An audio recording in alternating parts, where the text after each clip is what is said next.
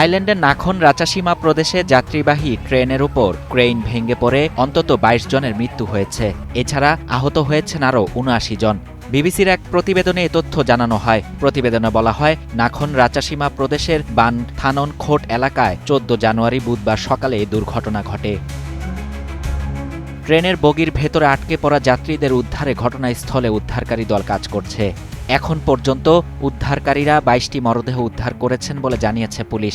স্থানীয় সংবাদ মাধ্যমের খবরে বলা হয়েছে, লাওস সীমান্ত থেকে থাইল্যান্ডের রাজধানী পর্যন্ত একটি দ্রুতগতির রেলপথ নির্মাণ প্রকল্পের কাজে ব্যবহৃত হচ্ছিল ক্রেনটি। আর ট্রেনটি যাচ্ছিল রাজধানী ব্যাংকক থেকে দেশের উত্তর পূর্বাঞ্চলে উবন রাচাসীমার দিকে। অন্যদিকে রয়টার্সের এক প্রতিবেদনে বলা হয়, বিরাট ওই ক্রেন ভেঙে ট্রেনের একটি বগির ওপর পড়লে ট্রেনের বাকি অংশ লাইনচ্যুত হয়ে যায় এবং আগুন ধরে যায়। তাতেই এই হতাহতের ঘটনা ঘটে। এদিকে দুর্ঘটনার পর থাইল্যান্ড সরকার এই ঘটনায় একটি সম্পূর্ণ ও সর্বাত্মক তদন্ত পরিচালনার নির্দেশ দিয়েছেন। দুর্ঘটনার প্রকৃত কারণ নির্ধারণ, নির্মাণ কাজে গাফলতি ছিল কিনা এবং নিরাপত্তা মানদণ্ড যথাযথভাবে মানা হয়েছিল কিনা সব বিষয় তদন্তে খতিয়ে দেখা হবে বলে জানিয়েছে সংশ্লিষ্ট কর্তৃপক্ষ।